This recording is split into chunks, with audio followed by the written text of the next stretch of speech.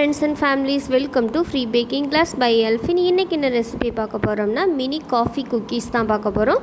இந்த குக்கி வந்து எல்லாருக்குமே நல்லா பிடிக்கும், சின்ன குழந்தைங்கள்லேருந்து பெரியவங்கள வரைக்கும். நீங்கள் வீட்டில் ட்ரை பண்ணி பார்த்துட்டு எங்களுக்கு ஃபீட்பேக் சொல்லுங்கள். இதுக்கு வந்து நம்ம பீட்ரு அந்த மாதிரி எதுவுமே தேவையில்லை, ஈஸியாக சிம்பிளாக செஞ்சிடலாம். எங்களுடைய சேனல் உங்களுக்கு பிடிச்சிருந்துச்சுன்னா லைக் பண்ணுங்கள், ஷேர் பண்ணுங்கள், கமெண்ட் பண்ணுங்கள், சப்ஸ்கிரைப் பண்ணுங்கள். நீங்கள் ஃப்ரீயாகவே பேக்கிங் கற்றுக்கணுமா நம்மளுடைய சேனலை ஜஸ்ட்டு சப்ஸ்கிரைப் மட்டும் பண்ணுங்கள். பேக்கிங் பற்றின அடிப்படை தகவல்லேருந்து ஹை லெவல் வரைக்கும் உங்களுக்கு ஃப்ரீயாகவே நாங்கள் கிளாஸ் வந்து ப்ரொவைட் பண்ணுறோம். ஜஸ்ட்டு சப்ஸ்கிரைப் பண்ணி ஜாயின் பண்ணிக்கோங்க. ஃபஸ்ட்டு வந்து ஓடிஜியை 10 மினிட்ஸ்க்கு டாப் அண்ட் பாட்டம் ராடை ஆன் பண்ணிவிட்டு 170 டிகிரிக்கு ப்ரீஹீட் ஆன் பண்ணிக்கோங்க. கரெக்டாக 170 டிகிரியில் ப்ரீஹீட் ஆனால் ஓகே. நெக்ஸ்ட்டு வந்து எல்லோரும் குக்கரில் செய்ய சொல்கிறீங்க, அதனால் குக்கரில் பெரிய பர்னர் சின்ன பர்னர் இருக்குல்ல, இதில் சின்ன பர்னரை அடுப்பை ஆன் பண்ணிவிட்டு கரெக்டாக நம்ம சிம்மில் வைக்கணும். வந்து ஃபுல்லாக வச்சிட்டிங்கன்னா கேக் அதாவது குக்கீஸ் வந்து கரிஞ்சிடும். சிம்மில் வச்சுட்டு நம்ம அது மேலே குக்கரை வச்சிடலாம். குக்கர் வந்து ஈரம் இல்லாமல் எம்டியாக இருக்கணும். நீங்கள் ஹெவி பாட்டம் குக்கர் யூஸ் பண்ணுறீங்கன்னா அதில் சால்ட்டு போட தேவையில்லை. இதுவே ரொம்ப நைஸான தின்னான பாத்திரம் யூஸ் பண்ணுறீங்கன்னா அதில் வந்து சால்ட்டு போட்டுட்டு அது மேலே இந்த மாதிரி ஒரு கிண்ணம் வைக்கணும்.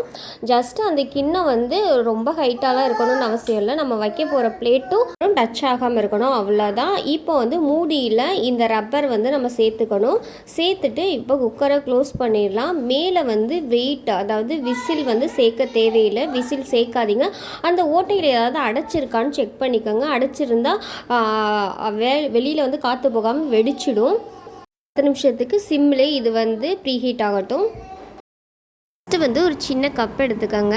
அதில் வந்து நான் 1/2 டீஸ்பூன் அளவு காஃபி பவுடர் எடுத்திருக்கேன். அதாவது இன்ஸ்டன்ட் காஃபி பவுடர் இருக்கும்ல, நான் வந்து ப்ரூ எடுத்திருக்கேன். நீங்கள் எந்த காஃபி பவுடர் வேணாலும் எடுத்துக்கலாம், ஆனால் இன்ஸ்டண்ட்டாக காஃபிக்கு யூஸ் பண்ணுவோம்ல அதை எடுத்துக்கணும். இது கூடவே 1 டீஸ்பூன் அளவு ஹாட் வாட்டர், அதாவது சுடு தண்ணி இருக்குல்ல, அது கொதித்து நல்லா சூடாக இருக்கும் போதே அதுலேருந்து 1 டீஸ்பூன் எடுத்து இந்த காஃபி தூள் கூட சேர்த்து நல்லா மிக்ஸ் பண்ணி வச்சுருங்க. மிக்ஸ் பண்ணதை வந்து ஒரு ஓரமாக எடுத்து வச்சுருங்க. அது வந்து நல்லா ஆறட்டும். ஆறினதுக்கப்புறம் தான் நம்ம இதை யூஸ் பண்ணணும். இப்போ வந்து ஒரு ஈரமில்லாத பவுலில் கரெக்டாக 1/4 கப் அன்சால்டட் பட்டர் எடுத்திருக்கேன். அதாவது 250 ml கப்பில் ரூம் டெம்பரேச்சரில் உள்ள பட்ரு வந்து 1/4 கப் எடுத்திருக்கேன். அதாவது இதோட கிராம்ஸ் வந்து 60 கிராம் அளவு அன்சால்டட் பட்டர் எடுத்திருக்கேன். இதை வந்து ஒரு விஸ்கு வச்சு நல்லா ஜஸ்ட்டு ஒரு 20 செகண்டுக்கு வந்து பீட் பண்ணி எடுத்துக்கோங்க. இது கூடவே ஐசிங் சுகர் வந்து கரெக்டாக 1/4 கப் ப்ளஸ் 2 டேபிள் ஸ்பூன் அளவு எடுத்திருக்கேன். அதாவது 60 கிராம் அளவு ஐசிங் சுகர் எடுத்திருக்கேன். நீங்கள் பொடி பண்ண சக்கரை எடுக்கிறா இருந்தாலும் 60 கிராம் எடுத்துக்கோங்க, இல்லை ஐசிங் சுகர் எடுக்கிறா இருந்தாலும் 60 கிராம் எடுத்துக்கோங்க. இப்போ ஈரமில்லாத 2 பவுல் எடுத்திருக்கேன். இதில் வந்து ரூம் டெம்பரேச்சரில் உள்ள ஒரு முட்டை எடுத்திருக்கேன். இந்த முட்டையில் வந்து வெள்ளை கரு தனியாக மஞ்சள் கரு தனியாக நம்ம வந்து செப்பரேட்டாக பிரித்து எடுத்துக்கணும். நம்மளுக்கு இந்த ரெசிபிக்கு வந்து வெள்ளை கரு தேவையில்லை, நம்ம மஞ்சள் கருவை மட்டும்தான் யூஸ் பண்ண போகிறோம். அதனால அந்த வெள்ளை கருவை தனியாக எடுத்துகிட்டு மஞ்சள் கருவை மட்டும் தனியாக எடுத்துக்கலாம். இப்போ இந்த வெள்ளை கருவை என்ன பண்ணலான்னு நீங்கள் கேட்பீங்க. அந்த வெள்ளை கருவை வந்து நீங்கள் சமைச்சு சாப்பிட்ருங்க.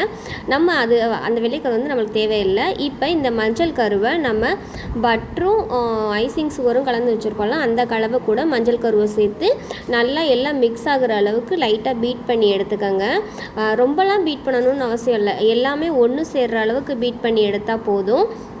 ஒரு 30 செகண்ட் வந்து இதை கலந்து எடுத்துக்கிட்டேன். கலந்து எடுத்தது கூடவே இதை நம்ம காஃபி பவுடர் வந்து சுடு தண்ணியில் கலக்கி வச்சுருக்கோம்ல, அது நல்லா ஆறி இருக்கும், அதை வந்து இந்த டெக்ஸ்சர் கூட சேர்த்துக்கிறோம். ஒருவேளை நீங்கள் காஃபி பவுடர் யூஸ் பண்ண விருப்பம் இல்லைன்னா காஃபி எசன்ஸ்ன்னு சொல்லிகிட்டே இருக்குது. இது வந்து 30 ml 200 ரூபா. இது ஏன் இந்த ரேட்டுனா, இந்த பிராண்ட் வந்து ஒசாடோ அந்த பிராண்டு வந்து எக்ஸ்பென்சிவாக தான் இருக்கும். அதே மாதிரி அதோட ஃப்ளேவரும் நல்லா எஃபெக்டிவாக இருக்கும். இது நான் வந்து நான் வந்து யூஸ் பண்ணல, அந்த எசன்ஸ் வந்து நான் யூஸ் பண்ணல. அதுக்கு பதிலாகவே நான் அந்த காஃபி பவுடரே எனக்கு போதுன்னு விட்டுட்டேன். ஏன்னா நல்லா இந்த காஃபியோட எசன்ஸே நல்லா உங்களுக்கு ஃப்ளேவராக தெரியும், எக்ஸ்மெல்லாம் வராது. சில பேர் எக்ஸ்மெல் மஞ்சள் கரு சேர்த்துருக்கீங்க எக்ஸ்மெல் வரும்னு சொல்லுவீங்க. இந்த பட்டரும் அந்த காஃபியும் சேர்ந்து ஒரு அரோமாவாக மிக்ஸ் ஆகி நம்மளுக்கு நல்ல ஒரு டேஸ்ட்டை கொடுக்கும், அண்ட் ஸ்மெல் இருக்காது. இப்போ இந்த டெக்ஸ்சரை வந்து நல்லா கலந்து எடுத்ததுக்கப்புறம் ஒரு சல்லடை வச்சுட்டு கரெக்டாக 50 ml கப்பில் 1 கப் அளவு மைதா எடுத்திருக்கேன், 120 கிராம். அது கூடவே 10 கிராம் அளவு டார்க் கோகோ பவுடர் எடுத்திருக்கேன். அதாவது டேபிள் ஸ்பூன் அளவு, இது கூடவே ஒரு பிஞ்ச் அளவு உப்பு சேர்த்துட்டு நல்லா அந்த மாதிரி ஸ்பேச்சுலா வச்சு மிக்ஸ் பண்ணி எடுத்துக்கிறேன். நீங்கள் தண்ணி வேறு பால் எதுவுமே சேர்க்க வேணாம். நல்லா ஒரு சப்பாத்தி மாவு பதத்துக்கு வந்து பிசைஞ்சு எடுத்துக்கோங்க. இந்த பிசைஞ்சதை ஒரு ஓரமாக வச்சுட்டு நம்ம வந்து பிளேட் வந்து ரெடி பண்ணிடலாம். இது வந்து ஓடிஜிலே இருக்கும்ல அந்த பிளேட்டு வந்து அது மேலே ஒரு பட்டர் பேப்பர் மட்டும் போட்டிருக்கேன். கீழே மேலே அது மாதிரி எந்த ஆயிலும் தடவலை. இப்போ வந்து நம்ம ரெடி பண்ணி வச்சுருக்க டோ வந்து சின்ன சின்ன உருண்டைகளாக, அதாவது 1 டீஸ்பூன் அளவு இருக்குல்ல அந்த அளவு உள்ள உருண்டைகளாக வந்து நான் உருட்டி எடுத்துகிட்டு ஒரு டிசைன் கொடுக்குறதுக்காக எக்ஸ்ட்ரா அந்த காஃபி கொட்டை இருக்குல்ல, காஃபி பீனு அந்த டிசைன் இருக்கிறதுக்காக ஒரு ஸ்பேட்சில் வச்சு சின்னதாக ஒரு கோடு மாதிரி போட்டுக்கிறேன். அதுக்கப்புறம் குட்டி குட்டி ஹார்ட் மாதிரி போட்டு எடுத்துக்கிறேன். அதுக்கப்புறம் இன்னொரு பிளேட்டில் வந்து அதே மாதிரி ரவுண்ட் ஷேப்பில் குக்கரில் வைக்கிறதுக்காக ஒரு பிளேட்டில் வந்து சின்ன சின்ன உருண்டைகளாக உருட்டி வச்சுருக்கேன். இப்போ ரெடி பண்ணி வச்சுருக்க குக்கீஸ் எல்லாம் ஓடிஜிக்குள்ளே நடுவில் சென்டரில் இருக்குள்ள ரேக் அதில் வச்சுட்டு 17 நிமிஷம் வந்து செட் பண்ணிக்கோங்க. Top and bottom rod on பண்ணி 170 டிகிரிக்கு பேக் பண்ணி எடுத்துக்கலாம். குக்கரை ஓப்பன் பண்ணிவிட்டு நம்ம ரெடி பண்ணி வச்சுருக்க பிளேட்டை வந்து உள்ளே வச்சிடலாம். உள்ளே வைக்கும்போது கவனமாக வைங்க, ஏன்னா எந்த பக்கமும் அந்த தட்டு வந்து குக்கரோட டச் ஆகக்கூடாது. அப்படி டச் ஆகிற மாதிரி வச்சிங்கன்னா அந்த பக்கம் வந்து அதிக சூடாகி குக்கீஸ் வந்து கருகிரும். அதனால சென்டரில் வச்சுட்டு நீங்கள் குக்கரை வச்சு மூடிடுங்க.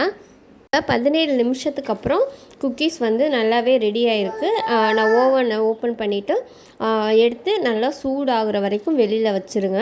குக்கரில் வச்சதை நம்ம ஓப்பன் பண்ணி எடுத்துடலாம். குக்கரில் வந்து கரெக்டாக எனக்கு 15 நிமிஷத்தில் இந்த குக்கீஸ் வந்து வெந்து கிடச்சிருக்கு. இப்போ 2 ஆறுனதுக்கப்புறம் நான் வந்து சும்மா அது கீழெல்லாம் ஒட்டாது, ஜஸ்ட்டு சும்மா எடுத்திங்கனாலே அந்த மாதிரி வந்துடும். அவ்வளோ பர்ஃபெக்டாக இருக்கும், சாப்பிட்றதுக்கும் அமேசிங்காக இருக்கும். சொல்லப்போனால் இதோட டேஸ்ட் வந்து எப்படி இருக்கும்னா டார்க் ஃபேண்டசி பிஸ்கட் மேலே இருக்கும்ல அந்த மாதிரி டெக்ஸ்சரில் இருக்கும் சாப்பிட்றதுக்கு. டேஸ்ட் வைஸும் நீங்கள் ட்ரை பண்ணி பார்த்துட்டு எங்களுக்கு ஃபீட்பேக் சொல்லுங்கள். ஏன்னா நிறைய பேர் வந்து குக்கர்லேயும் செய்து காட்டுங்கன்னு சொல்லியிருந்தீங்க. அந்த ஒரு ரீசன்னால தான் குக்கர்லேயும் நம்ம வந்து பேக் பண்ணி காமிக்கிறோம். உங்களுக்கு இந்த ரெசிபி பிடிச்சிருந்துச்சுன்னா எங்கள் சேனலை லைக் பண்ணுங்கள், ஷேர் பண்ணுங்கள், கமெண்ட் பண்ணுங்கள், சப்ஸ்கிரைப் பண்ணுங்கள். சேனல் பிடிச்சிருந்துச்சுன்னா பிங்க் கலர் ஹார்ட்டை வந்து கமெண்ட் பாக்ஸில் பிங்க் பண்ணுங்கள். நானுமே பார்த்து ரொம்பவே ஹாப்பியாகவே ட்ரை பண்ணிவிட்டு ஃபீட்பேக் சொல்லுங்கள். Thank you for all. ஒரு சப்ஸ்கிரைபர் கேட்டு இந்த சிஸ்டருக்கு வந்து நான் 2 நாளைக்கு முன்னாடி ரிப்ளை பண்ணுறேன்னு சொல்லியிருந்தேன். ஆனால் ஃபஸ்ட் நாள் வந்து மறந்துட்டேன், நேற்று வந்து வீடியோ போட முடியல. சாரி சிஸ்டர், உங்களுக்கு கண்டிப்பாக இன்றைக்கி நான் வந்து ரிப்ளை பண்ணுறேன். வடிவேல் கேஸ் அந்த சிஸ்டர் வந்து கேட்டிருக்காங்க. சிஸ்டர், எனக்கு ஸ்பாஞ்ச் கூல் ஆன பின்னாடி ஹைட் வந்து கம்மியாக இருக்குது. அப்புறம் பாட்டம் ராடு மட்டும் ஆன் பண்ணி பேக் பண்ணிவிட்டு top and bottom rod on பண்ணி லாஸ்ட்டு 10 மினிட்ஸ்க்கு கேக் வந்து மேலே எலும்பி ரைஸ் ஆகி வந்தது. கேக் அப்படியே டவுன் ஆகிடுது, ஹைட் வந்து கம்மி ஆகிடுது, என்ன ப்ராப்ளம் அப்படின்னு சொல்லிட்டு கேட்குறாங்க. அதாவது சிஸ்டர், ஒன்று எக்கு வந்து நீங்கள் பெரிய எக்காக எடுத்துருப்பீங்க, அதாவது ரொம்ப பெரிய எக்காக, நார்மலை விட கொஞ்சம் பெரிய எக்காக எடுத்துருப்பீங்க. அந்த எக்கோட ஃபோமுக்கு அளவுக்கு நம்ம வந்து மாவு சேர்க்கணும். இப்போ மற்றவங்கள்லாம் கரெக்டாக நம்ம மெஷர்மெண்ட் பண்ணி பண்ணணுன்னா அந்த எக்கு ஒயிட் எவ்வளோ இருக்கோ அதுக்கு தக்கன வந்து நம்ம கால்குலேட் பண்ணி ஃப்ளார் சேர்க்கணும். ஆனால் நம்ம அப்படிலாம் சேர்க்க மாட்டோம், சேர்க்கவும் முடியாது. அதெல்லாம் நம்ம எப்போ அளந்து எடுத்து அந்த மாதிரி ஆகும்போது நீங்கள் வந்து பெரிய முட்டையாக எடுக்கும்போது அந்த எக்கு பீட் பண்ணிவிட்டு அந்த மாவு சேர்க்கும்போது மாவு எவ்வளோதுக்கு ஒட்டுமோ அந்த அளவுக்கு தான் அந்த எக் ஃப்ளாரோட ஒட்டும். மீதி இருக்க எக்கு வந்து கொஞ்சம் எக்ஸ்ட்ரா ஃபோமாக இருக்கும். அப்போ கேக் பேக் பண்ணோன்னே மாவெல்லாம் வெந்துடும். அப்போ இந்த எக்கோட நுரைகள்லாம் அடங்கி ஹைட் வந்து கம்மி ஆயிரும். ஒன்று எக்கு வந்து பெருசாக எடுத்துருப்பீங்க, அப்படி இல்லைன்னா நீங்கள் இந்த பால் சொல்கிறோம்ல, நம்ம காய்ச்சி ஆற வச்ச பால், அந்த பால் வந்து சூடாக சேர்த்தாலும் அந்த மாதிரி ப்ராப்ளம்ஸ் வரும். இல்லை எக்கும் ஃப்ளாரும் வந்து ஒழுங்காக மிக்ஸ் ஆகாமல் இருந்தாலும் அந்த ப்ராப்ளம் வரும் சிஸ்டர். நீங்கள் வந்து எக்கு எடுக்கும்போது நார்மல் சைஸ் எக்காக எடுங்க. ரொம்ப சின்னதாகவும் எடுத்துடாதீங்க, ரொம்ப பெருசாகவும் எடுத்துடாதீங்க. நார்மல் சைஸாக இருக்கும்ல அந்த எக்கு எடுங்க. அப்போ வந்து ஃப்ளாரு கூட கரெக்டாக எடுக்கலாம். இப்போ நம்ம வந்து கரெக்டாக 2 முட்டை எடுக்கிறோன்னா கரெக்டாக 60 கிராம் மைதா எடுப்போம்ல, அந்த மெஷர்மெண்ட் வந்து கரெக்டாக எடுத்திங்கன்னா பர்ஃபெக்டாக வரும். வந்து ஒவ்வொரு ஓடிஜிலையும் ஒவ்வொரு மாதிரி அந்த ராட் செட் பண்ணுறது இருக்கும். ஒரு சில நேரங்களில் ஒரு ஓடிஜி வந்து நிறைய ஹீட்டை வந்து ப்ரொவைட் பண்ணும், இன்னொன்று வந்து கம்மியாக ப்ரொவைட் பண்ணும், இன்னொன்று வந்து ஒரு பக்கம் அதிகமாக வேகும், இன்னொரு பக்கம் ஒரு பக்கம் வேகவே வேகாது. அந்த மாதிரி ப்ராப்ளம்ஸ்லாம் இருக்கும். அதனால நீங்கள் என்ன பண்ணுறீங்கன்னா, ஃபஸ்ட்லேருந்தே டாப் அண்ட் பாட்டம் ராடை ஆன் பண்ணி பேக் பண்ண ஆரம்பிங்க. அதாவது 10 நிமிஷம் ப்ரீ ஹீட் பண்ணுவீங்கள்ல, 10 நிமிஷம் டாப் அண்ட் பாட்டம் ராடை வந்து ஆன் பண்ணி ப்ரீ ஹீட் பண்ணுவீங்க. அப்போ ப்ரீ ஹீட் ஆனதுக்கப்புறம் பேட்டரை உள்ளே வைக்கும்போது பாட்டம் ராடை மட்டும் ஆன் பண்ணுறீங்க. அப்படி பண்ண வேணாம். டாப் அண்ட் பாட்டம் ராடுலேயே கேக் வேகட்டும்.